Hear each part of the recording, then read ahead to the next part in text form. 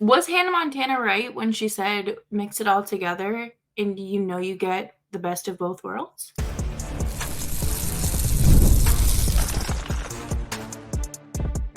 You're Locked On Flames, your daily podcast on the Calgary Flames. Part of the Locked On Podcast Network, your team every day. Hello, everybody, and welcome to today's episode of Locked On Flames. As always, I am your host, Jess Belmosto, and thank you so much for joining me today. Today's episode is brought to you by FanDuel. Make every moment more. As the playoffs wind down, the sport stops sporting like we want them to. But this summer, FanDuel is hooking up all customers with a boost or a bonus daily. That's right. There's something for everyone every day, all summer long. Just visit FanDuel.com to get started. Today, we're going to be taking a look at Cale McLean's approach to the Flames power play and what might be the key to success moving forward. And of course, it is the end of July. We still have no update on a Dustin Wolf extension. So what could possibly be the holdup? And make sure you are subscribed to Locked On Flames wherever you're getting your podcasts, as well as YouTube. We are here for you Monday through Friday, 5 days a week. Your team every day. Cale McLean is going to be taking over the Flames power play this year, and he was hired from Columbus. And I talked to Jay from Locked On Blue Jackets, and it kind of a mixed reaction, but I feel like you get that with any coach that you bring in just about, because everyone is working with different pieces. And that is something so important to remember. And we know that the Flames have an abundance of good players, but can they take that, that next push when they need to, especially on a man advantage?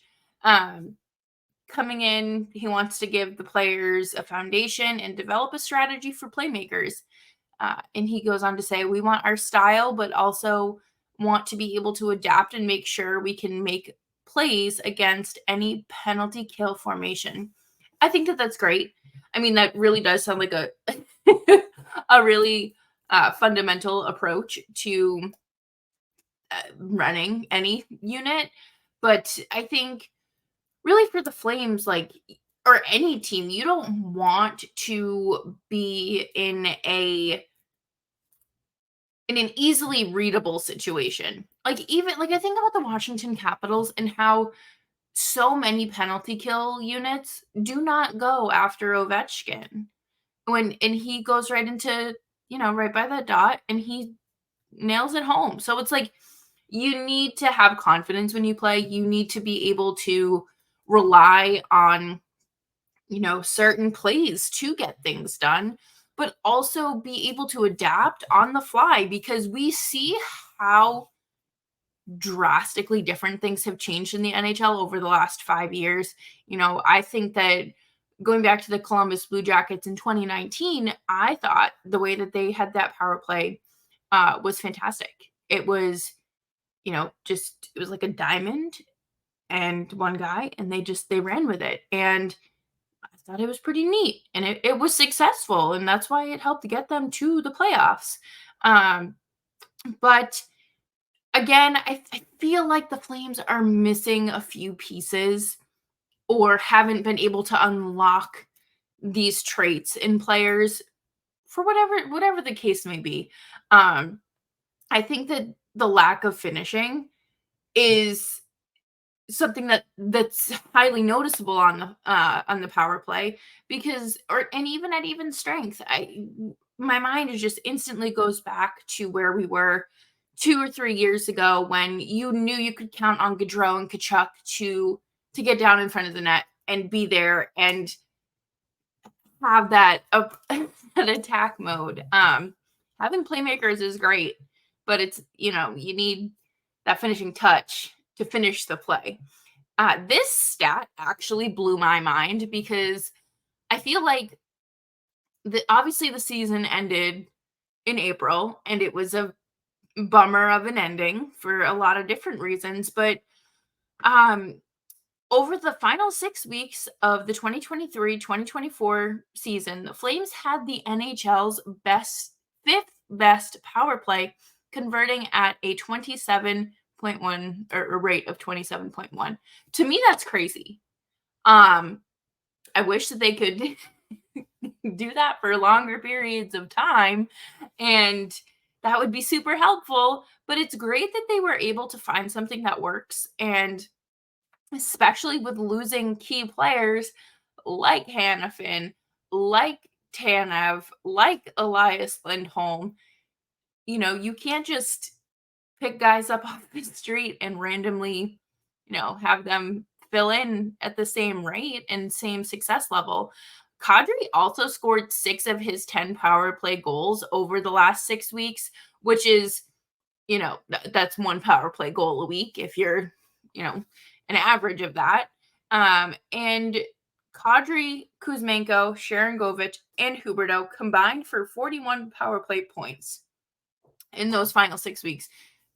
So that's impressive. I mean, of course, you want to see this for longer periods of time rather than just 6 weeks, but that's a really impressive feat considering what they lost at the deadline, and they made the most of those remaining 6 weeks. And I really think Kuzmenko really injected something into this lineup this year, post Elias Lindholm trade. I know that he wasn't getting a lot of playing time and minutes on the power play. I think he was yanked from Vancouver's power play in general, but when they traded for him, they told him, hey, you're going to come in, you're going to have these responsibilities, and we want you to play these minutes. And it worked. And I hope that they're able to look at something and have, another run at success. Because at the end of the day, we all just want to watch good hockey. We all want to watch our team win. And that can still happen while you're in this transitional period, whatever you're calling it. And of course, for Kadri, he scored 29 goals this season, which is absolutely phenomenal. Sharangovich just exceeded every expectation that anyone had for him coming in. There were people, including myself, who just ranked this as a failure of a trade when it happened. First year, pretty well. Good enough for him to get signed to a 5-year extension. So it's good for him. And of course, Huberdeau, you want to see top tier stuff from him all year long. I don't think that's unreasonable. But coming up next, we're going to talk about more of the ingredients and, when you're making a cake, quote unquote, like a hypothetical cake, assembling a power play, what do you need? And what ingredients could the Flames really be lacking? And where can they find them? And we will be right back after this. But before we do that, we're going to take a quick break. And I want to talk to you about FanDuel. I love sports and I love them so much, and I never want them to stop. And as the summer drags on, we get less sports and they stop sporting like we want them to. But FanDuel lets me keep the sports going whenever I want. All I have to do is open the app and dream up bets anytime I am in the mood. And this summer, FanDuel is hooking up all customers with a boost story bonus daily. That's right. There's something for everyone every day, all summer long. So head on over to FanDuel.com and start making the most out of your summer.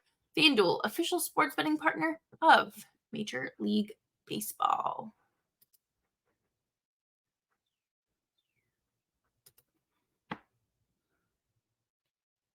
Thanks everyone for hanging out with me today on Locked On Flames. Make sure you're following me on Twitter at Jess Belmosto. There were definitely noticeable changes with this Flames power play this past season. And I think one of the biggest things was the lack of confidence. especially from Rasmus Andersson. We all know that 2 seasons ago, he got into that pretty significant motor vehicle accident in Detroit, and, it was very serious, and he wasn't right after that.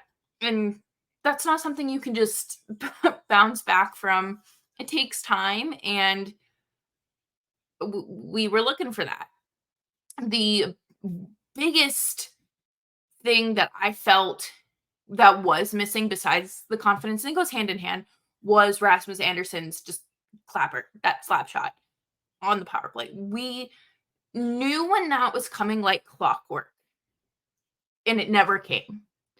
Or I shouldn't say it never came. It rarely ever blossomed, happened. I feel like it was just missing, because there would be moments where you're like, okay, he's going to shoot the puck, and then he would just pass it, which is fine. Sometimes you have to pass. But, and as someone who likes to scream shoot the puck at their television, I like to think that I have an idea on how to read the lanes and when the timing might be right. Of course, across the continent, clearly I know better than the players on the ice, but I feel like if Rasmus Andersson can kind of get back on that level of even shooting like 2 or 3 times more a game than, we saw last season, they'll see an increase and a higher success rate and conversion rate. And that's, just a guess. I'm not a math expert by any means, but I do feel like that is kind of a key element and a key ingredient. Like, that's like the eggs, like a very important ingredient in your power play, in your cake that you are making. There have been a lot of moving parts for the Flames, and that is an undeniable and a fact that can't be disputed. The Flames have had a lot of turnover and moving parts for the last year and a half, and that's all well and good. That's great. They've needed to make adjustments, they've needed to make changes, and that they're finding, like, they're plugging and playing players and pieces that they think will work. But it's so hard to find something with constant change, and not even just like finding something that works over a long period of time as well. Because if you have this player going back to the Wranglers, or you have this player, being traded, or whatever the case may be, you aren't going to be able to truly get in there and figure out what works. And I feel like, once again, this is a common theme with the Flames, especially over the last few years. They just ran out of time. It wasn't about making the playoffs at the end of the season. It was not. But had they had a little bit more time to find a power play that, clearly worked, and let it run even longer, like, had they found that earlier, it would have been great. And I mean, it sets them up for an idea of what's going to work next season, or what they can experiment with again next season, because again, there are still many moving parts to this Flames organization. Mangiapane's gone, Markstrom's gone, Shillington's gone, so you're without your puck moving defenseman, like, or him specifically. But and Chris Tanev, I mean, obviously Chris Tanev's more of like the penalty kill guy, but Hanifin, one player that I want to see integrated into this power play is, of course, Matt Coronato. I think that if there is a player that is going to come into camp with a good chip on his shoulder and a point to prove, it is going to be Matthew Coronato. He is he's spent most of the summer working with like a skating coordinator and finding a nutrition plan that's working and, building that mass and working out, bulking up. So the work is there. Now it's just about translating that work ethic to the ice. And I want to see him on this power play. I want to see him on this NHL roster in general. I think that he has such a nice shot that if he can really perfect it at the NHL level, the Flames are in a very good position. I understand last year was his first full year as a pro. He had a great season with the Wranglers, and his time up with the NHL club was what it was. But you need to have those foundational blocks to get there, to get to this success, to see the results you want. And I think that Coronado is going to be an impact. He's going to make an impact when given an opportunity. And it might not be immediate. I don't know too many people that just go into a situation and immediately fix it, unless you're like a paramedic. It takes time to, of course, get accustomed to the NHL, that pace of life, and really adjusting to like full-blown adulthood. So I'm looking forward to seeing what he can do. Obviously, I look at Jacob Pelletier too, who's waiting on a contract here, since he is an RFA. But I could see him probably working his way onto the power play at some points as well. I think that the team needs to inject speed into their lineup, and these younger players are going to be key proponents of that. So we'll just have to wait and see, because I have a lot of optimism about the Flames this season, and not in terms of this team's going to like go on an insane run and like magically make the playoffs and like go to the Western Conference Finals or anything like that. I think that they're going to be a team that like you're noticing those differences. And that's how you can guesstimate, evaluate your rebuild, retool, transition period, tinkering, whatever you're calling it. But coming up next, we are going to talk about one of the biggest question marks heading into the season, and that is, of course, Dustin Wolf. What is the holdup? Where is his contract? And what can we expect?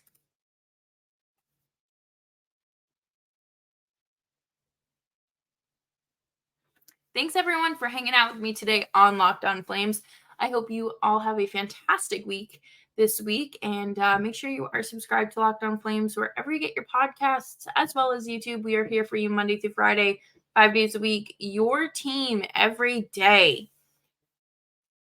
It is presumed that Dustin Wolf is going to be an NHL starter this season, which is fantastic. This is something that has been in the works for obviously a very long time. 7th round draft pick back in 2019. So it's 6 years. 5 years. I lied. Can't do math. 5 years. Almost 6 years. And he has exceeded every expectation at every level except the NHL. The sample size for the NHL is like 18 games. Not great. I think it's like an .893 save percentage. However, he did get shelled really bad in a game. I believe it was San Jose. It was like 6-2 or something like that, maybe 7-2. The defense that was in front of him truly looked like guys that were just plucked off the street. I want to see more of that tightening up as well, which I think it will be much better than it was what we ended the season with, which will be very good. So he has not had the opportunity to really establish himself, prove himself, set forth expectations as to what you can expect at the NHL level, because you've only seen a handful of games in extenuating circumstances, but they're not horrendous numbers by any means. I'm not looking at this 18, 19 game sample size saying, oh my God, they've put all their eggs in their basket with this kid. What are they going to do? Like, this is the end of the world. Because it's not. It is literally like, this is his time to prove what he has. And that's why I think this contract might be taking a little bit, because are the Flames, or is either side just kind of looking for a 1-year prove it to me deal? Is this like an opportunity for him to showcase, like, this is what I can do at the NHL level with consistent starts, no bouncing up and down, and this is what you're getting? Or are they, again, either side looking for something where it's like, okay, we'll give you 2 or 3 years, X amount of dollars. This is your time to prove to me. So when we come back and revisit this, when you're 25, 26, do you want that long-term deal? The more that I think about this, I like a 1 year than a longer term deal. But again, I'm not a cap expert. I'm not a contract expert. So, like, you have to really look at this. Like, when you give a guy just like a 2-year deal, like, I look at the situation where Jeremy Swayman is, you know, him and the Bruins went to arbitration, and it was really awkward and put a strain on the relationship between the team. They didn't elect to go to arbitration this year, and they still don't have a contract. So, I mean, it can put you in an interesting situation if you just don't sign the long-term deal. But there are also so many not negatives, but what ifs, especially for a goaltender who has not had the opportunity to showcase who he is and to prove himself at the NHL level. Do you really want to be stuck on a longer term deal with this guy? Say, like he's no one. Or are you cool with like another bridge deal? I think a 2 to 3 year deal would be great. I think 4 would be pushing it. 3 sounds nice. So he's 23 right now, so that puts him 26. But again, do you want to sign a 26-year-old to an 8-year contract? So you just gotta kind of weigh the pros and cons, but like, that's what they get paid to do. And I just get paid to give my opinion on their on their doings and what they do for work. But in all seriousness, there's no reason to worry about a deal getting done or not getting done. I don't suspect offer sheets are happening this year. I would love to see some sort of offer sheet drama with teams that I don't cover. Like that summer a few years ago when it was, oh my gosh, it was Montreal and Carolina. They, had their little rivalry brewed at that moment. But every day that we don't have a contract for Dustin Wolf is just another day closer to having a contract for Dustin Wolf. And there is not a doubt in my mind that tells me he is the starter opening night, or at least on this roster. Could he just sign a one-way deal so he just gets NHL money? even if he has to be sent to the Wranglers. Again, cap experts. That's something for them to decide. I think it would just be a really beneficial situation if we got to move on things, because there are also other RFAs that need to be signed. The Flames have like $29 bajillion in cap space. So who knows what else they might be cooking? Do they, like, are they waiting for a Swayman contract so that way they can be like, well, this is what they did last time, and this is what happened? Because last time he didn't have a lot of NHL experience. He had like one successful year, I believe. So do you play it like that? Or are you just pulling up to the Saddle Dome October 12th with your Dustin Wolf jersey? What are we doing? I think it's going to be, I know it'll be fine. There's other RFAs too, like Elias Lindholm. Congratulations on your firstborn. Ian Kuznetsov had a little bit of a chance at the NHL this year. Didn't quite stick. Jacob Pelletier is also an RFA who you just want to see that kid succeed. He has tried so hard and hit just about every roadblock possible.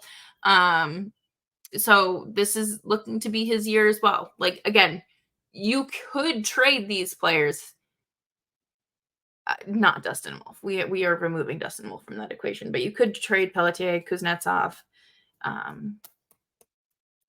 solo. You could do that. You could. But is that something they like? Why would they be exploring that? They're trying to keep their team young. And those guys are the next, obviously, some of the next ones up in their pipeline. So we're just going to have to wait and see. It is the end of July. Players will start flying back probably in a couple weeks, I believe, to be good to go for the end of August. So we'll have to keep an eye out on that and see what might be coming. But that will do it for me here on today's episode of Locked On Flames. Thank you all so much for tuning in. I hope you had a fantastic day and have a great week. We are still here for you Monday through Friday.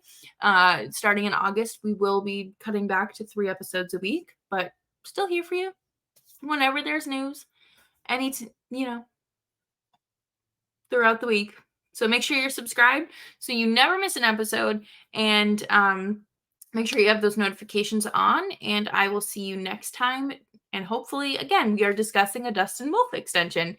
But until then, stay safe, stay warm, stay cool, stay dry, stay hydrated, wear some sunscreen, and I'll see you all tomorrow.